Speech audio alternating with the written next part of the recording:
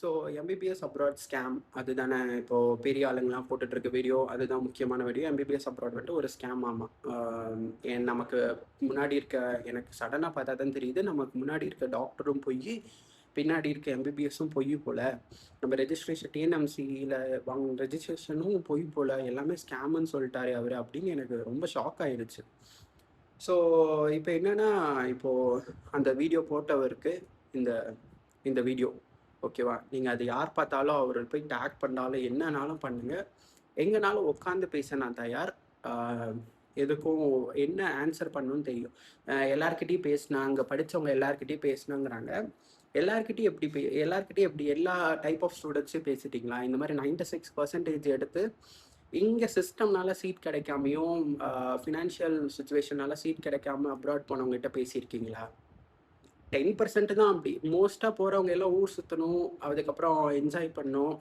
6 வருஷமாக புக்கே தொடாமல் இருக்கவங்க தான் எனக்கு தெரியும். நான் மோஸ்ட்டாக 90% நான் என்னோட சர்க்கிளில் பார்த்தவங்க எல்லாம் அப்படி தான். 6 வருஷமும் புக்கே தொடாதவங்களாம் எனக்கு தெரியும். அப்புறம் எப்படி எஃப்எம்ஜி பாசிங் பர்சன்டேஜ் அதிகமாக இருக்கும்? அதுக்கப்புறம் ஜஸ்ட் பாஸ் அப்படின்னு சொல்லிட்டு இந்த கன்சல்டன்சி வீடியோஸ் போடுறாங்க. அவங்கள கூட்டிகிட்டு போய் அங்கே விட்டால் அவங்க எப்படி படிப்பாங்க? ஒரு 3 சப்ஜெக்ட் பிசிபி படித்து மார்க் எடுக்க முடியலன்னா, I am not here to convince you for abroad. நான் கன்வின்ஸ் பண்ணேன்னா நான் எப்படி வேணால் கன்வின்ஸ் பண்ணுவேன். I am not here to do that. So இந்த 3 சப்ஜெக்டில் வாங்கினா 19 சப்ஜெக்ட் எப்படி படித்து வாங்குவீங்க? ஓகே, எஃப்எம்ஜி பிரச்சனை. எஃப்எம்ஜி இங்கே படித்தா நீட் பிஜியும் அதே மாதிரி தானே படித்தாகணும். அதுக்கு என்ன பண்ணுவீங்க? ஸோ எதுவுமே எந்த சினாரியோ இப்போது என்ன மாதிரி இப்போது 96% எடுத்து அப்ராடு போயிட்டு அங்கே போய் மாங்குன்னு படித்தவங்களாம் யார்? அங்கே போய் 19 சப்ஜெக்டில் டிஸ்டிங்ஷன் வாங்கினவங்க யார்? இல்லை அங்கே போயிட்டு இங்கே வந்து எய்ம்ஸில் எம்எம்சியில் ஜிம்மர்லாம் இல்லைன்னு நினைக்கிறீங்களா? அப்ராட் ஸ்டூடெண்ட்ஸ் இல்லைன்னு நினைக்கிறீங்களா? பல பேர் இருக்காங்க, உங்களுக்கு தெரியல. ஏன்னா ஜென்ரலைஸ்ட் நீங்கள் டிமீன் பண்ணுறது எங்கே? லைக் ஓகே, நான் 6 வருஷம் படித்தேன், நமக்கே எப்படி இருக்குது. அந்த யூனிவர்சிட்டிஸ்க்கெலாம் எப்படி இருக்கும்? 200-300 வருஷம் லைக் ஓல்டு யூனிவர்சிட்டிஸ்லாம் இருக்குது ஸ்டாண்டர்ட் கண்ட்ரீஸில், லைக் ரஷ்யா. அப்படி இருக்கப்போ you are just saying that MBBS abroad is scam. உங்களுக்கு ஒரு இன்ஃப்ளூயன்சர் அட்டாக் பண்ணுன்னா டைரெக்டாக அவரை அட்டாக் பண்ணுங்க. அது என்ன இருக்குது எனக்கு புரியல. இப்போது என்ன மாதிரி நான் லாஸ்ட் வீடியோவில் சொன்ன மாதிரி நான் 10 லட்சம் லாஸ் பண்ணிவிட்டு 10 லட்சம் லாஸ் பண்ணதை விட 1 இயர் லாஸ் ஆச்சு. யார் தராது? இஃப் வாட் யார் என்னெல்லாம் நான் சொல்ல விரும்பல. யாரோ ஒருத்தர் அந்த கன்சல்டன்சியை ப்ராப்பராக எத்திக்கெல்லாம் நடத்துகிறாங்கன்னு நடத்தட்டுமே. அதில் உங்களுக்கு என்ன பிரச்சனை? அவர் அதிகமாக சம்பாதிக்கிறாருன்னு பிரச்சனையா? இல்லை என்ன பிரச்சனை உங்களுக்கு? உங்கள் பேரை நீங்கள் டாக்குன்னு வச்சதுனால you are not eligible to speak about MBBS abroad talk. So பொய்யா வேணால் அப்படி வச்சுக்கலாம். ஸோ மை டிகிரி, என்னோட ப்ரிஃபிக்ஸும் என்னோட சஃபிக்ஸும் நீங்கள் சொல்கிறதுனால ஸ்கேம் ஆயிடாது. அண்ட் நீங்கள் பார்த்துட்ருக்கீங்க அப்படின்னா, கண்டிப்பாக நீட் ஆஸ்பிரண்ட்டாக இருக்கீங்கன்னா ப்ளீஸ் பி அவேர். இந்த மாதிரி யாரோ சொல்கிறதெல்லாம் கேட்டுட்டு இருக்காதீங்க. சுச்சுவேஷன் என்னன்னு ப்ராக்டிக்கலாக யோசிங்க. 5000 சீட்டு தான் இருக்குது. இப்போ 96% 600 550 எடுத்துகிட்டு ஐயோ இதுக்கு சீட்டு கிடைக்குமா அதுக்கு சீட்டு கிடைக்குமா இருக்கிறது நமக்கு தான் தெரியும். அந்த வழி எவ்வளோ கஷ்டப்படணும் என்னன்னு. சும்மா 4-5 அட்டம் ரிப்பீட் பண்ணிட்டு இருக்காதீங்க. B practical. எம்பிபிஎஸ்க்கு அப்புறம் இன்னும் எவ்வளோ ஸ்டெப்ஸ் இருக்குது. ஸோ சும்மா யாரோ வீடியோ போட்டுறதுன்னு நம்பிட்டு இருக்காதீங்க. இப்போ பேரண்ட்ஸாக இருந்தீங்க, ஸ்டூடெண்ட்ஸாக இருந்தீங்கன்னா திங்க் பண்ணுங்கள். எது கரெக்டுன்னு யோசிங்க. நீங்கள் யோசிங்க.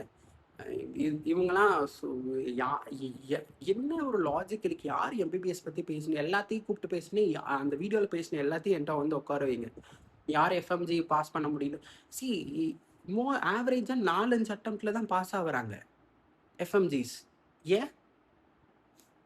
எதனால்? இப்போ அங்கே படிக்கிறதும் அந்த 19 சப்ஜெக்ட் தான். அங்கே படிக்கிறது இன்னும் எவ்வளோ அகாடமிக்கெலாம் எவ்வளோ ஸ்ட்ராங்காக இருக்குது தெரியுமா? அப்படி நான் அந்த சிஸ்டமை பார்த்து நான் என்வி பண்ணுறேன். அவ்வளோ சூப்பராக இருக்குது. அங்கே படிக்காதது யார் பிரச்சனை? அங்கே இது ஜஸ்ட் பாஸ் ஆகிட்டு போனது யாரோட இது? அப்புறம் எப்படி நீ யூனிவர்சிட்டியை சொல்லலாம்? யூனிவர்சிட்டி எப்படி ப்ளேம் பண்ணலாம்? இல்லை கண்ட்ரி எப்படி ப்ளேம் பண்ணலாம்? ஒரு சில கண்ட்ரி வந்துட்டு இப்படி இந்த டிஎம் ஃபார் அட்மிஷனுங்கிறது இப்படின்னு வீடியோ போட்டுட்ருக்கவங்க கண்ட்ரி இருக்குது, நான் அதை சொல்லலை. உண்மையாக ஜென்யூனா நல்ல காலேஜ் ஸ்டாண்டர்ட் யூனிவர்சிட்டிஸ் இருக்கா இல்லையா? சும்மா ஜென்ரலாக ப்ராடாக எப்படி சொல்ல முடியும்? இந்த கண்ட்ரியில் இருக்க இது பிரச்சனைன்னு சொன்னால் பரவாயில்ல. ப்ராடாக சொல்லிட்டா நாங்கள் அங்கே படிச்சுட்டு வந்து எங்கள் ரெப்புடேஷனையும் தானே ஸ்பாயில் பண்ணுறீங்க. எனக்கு இந்த வீடியோ மேக் பண்ணவே எனக்கு இன்ட்ரெஸ்ட் எனக்கு அதை பார்த்து பேசணும்னு இருந்துச்சு. அதுக்கப்புறம் எம்பிபிஎஸ்க்கு அப்புறம் கஷ்டம் இருக்குன்னா என்ன, இப்போ நீட் பேப்பர் லீக் ஆகிடுச்சு, இப்போ என்ன பண்ணலாம், சிஸ்டம் சரியில்லை, இந்தியா சரியில்லைன்னு உட்காந்து எல்லாரும் அழுவலாமா? சொல்யூஷன் தான் பார்க்கணும். இன்டர்ன்ஷிப் லேட் ஆகுதுன்னா அடுத்தது என்ன பண்ணலாம், ப்ரைவேட்டில் போனால் ப்ரைவேட்டில் போய் தான் ஆகணும், வேறு வழி கிடையாது. காசு கொடுத்து எதாவது பண்ணி தான் ஆகணும், ப்ரைவேட்டில் போய் பண்ணி தான் ஆகணும். அழுதுகிட்டே உட்காந்துருக்கலாமா, ஐயோ பேப்பர் லீக் ஆகிடுச்சு, இப்போ அது ஒரு பிரச்சனை மாதிரி எஃப்எம்ஜி முடிச்சா இன்டர்ன்ஷிப் வரலன்னு அழுதுட்டு உட்காந்துருக்கலாமா? We need to find solution. டாக்டராகவும் முடிவு பண்ணியாச்சு, போயாச்சு, வந்தாச்சு, என்ன சொல்யூஷன் தான் பார்க்கணும். இல்லை நீட் பிஜி தள்ளி போகுது, நீட் பிஜி டாக்ஸிக்காக இருக்குன்னு உட்காந்து எல்லாரும் அழுவலாமா? என்ன எனக்கு புரியல. கஷ்டமாக தான் இருக்கும், எல்லா ஃபீல்டுலையும் இருக்கிறது தான். நம்ம ஃபீல்டு இன்னும் கொஞ்சம் அதிகமாக இருக்குது, அவ்வளோதான். ஸோ சும்மா ஏதோ எல்லாம் ரியாலிட்டி, அவன்கிட்ட பேசினா யாரும் இங்கே வந்து உட்கார வைங்க, அவன் மார்க் ஷீட் எடுத்து பார்க்கலாம், யூனிவர்சிட்டியில் என்ன பண்ணிகிட்டு இருந்தாங்கன்னு தெரியும், இந்த கம்ப்ளைண்ட் பண்ணுறவங்களெல்லாம் கூப்பிடுவோம், பேசுவோம், ஓகேவா? யார் வேணால் வந்து நம்ம கூட உட்காரட்டும், ரவுண்ட் டேபிள் கான்ஃபரன்ஸ் கூட நடத்தி பேசுவோம். பேசுகிறேன், நான் என்ன பேசுவோம், அந்த டிகிரி மார்க் ஷீட் எடுங்க, எவ்வளோ மார்க் எடுத்திருக்கீங்கன்னு பார்க்கலாம், இங்கே என்னாச்சு அங்கே என்னாச்சு எல்லாமே கேட்கலாம். அங்கே ஊர் சுற்றிட்டு புக் எடுக்காமல் ஜாலியாக இருந்தால் எஃப்எம்ஜி எப்படி பாஸ் பண்ண முடியும்? பாஸ் பண்ண முடியாது. அதுக்கு யார் இருக்கிறாருனோ, நீ இண்டிவிஜுவல் ஸ்டூடெண்ட்ஸ், நீ எப்படி கண்ட்ரியும் எந்த கண்ட்ரி பற்றி பேசுனேன்னு எனக்கு தெரியாது, but what about the standard countries like Russia? US ரேங்கிங்கில் இந்தியாவோட அப்பெக்ஸ் இன்ஸ்டியூட்ஸை விட முன்னாடி இருக்க காலேஜஸ்லாம் இருக்கே. அது தெரியாது, அதை பற்றி பேசக்கூடாது, அது தெரியாது இல்லை, ஏன்னா பேரில் தானே டாக்குன்னு இருக்குது, அது என்னன்னு தெரியாது இல்லை. அப்புறம் இந்த மாதிரிலாம் பேசி ஸ்டூடெண்ட்ஸை அவன் எவ்வளோ கஷ்டப்பட்டுட்டு இருக்கான் அவனுக்கு தான் தெரியும். இப்போ நீட் ரிப்பீட் பண்ணவாவும் 4-5 வருஷம் ரிப்பீட் பண்ண அசால்ட்டாக கீழே கமெண்ட் பண்ணுறாங்க.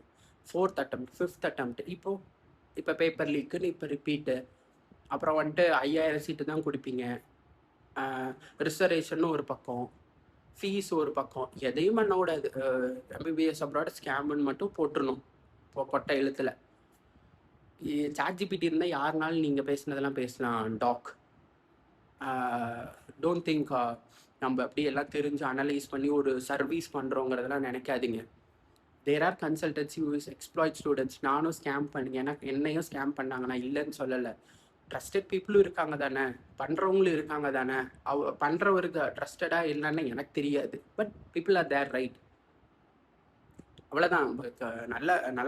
ஒரு நல்ல கன்சல்டன்சியை ஃபைன் பண்ணுறது மட்டும்தான் உங்கள் வேலை. அதுக்கப்புறம் இட் இஸ் அ ஜர்னி, அவ்வளோதான். ஸோ உங்களுக்கு 400 மார்க் இருந்தால் மட்டும்தான் நான் அப்ராட் அனுப்புவேன்னு சொல்லியிருக்கேன்.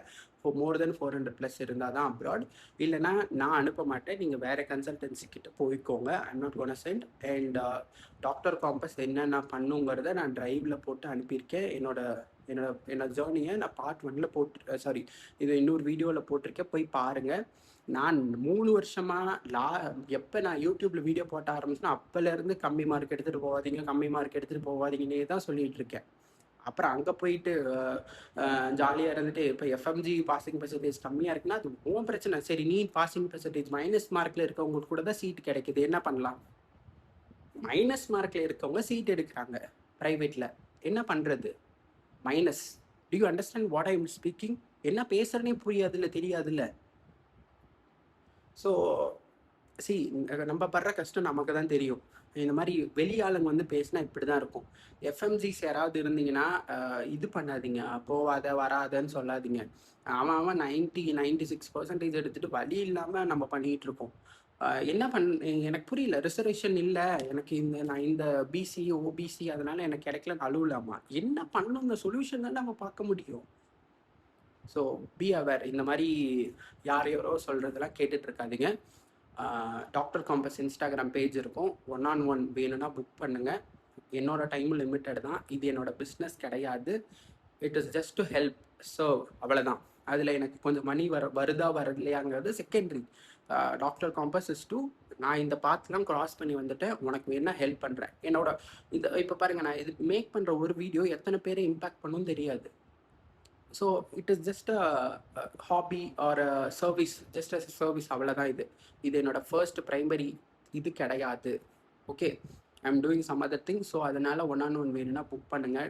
லிமிட்டட் டைம்ஸ் தான் இருக்கும். புக் பண்ணி பாருங்கள். அண்ட் ட்ரைவில் நான் ஒரு டாக்குமெண்ட் போட்டிருப்பேன், அதை கோ த்ரூ பண்ணுங்கள்.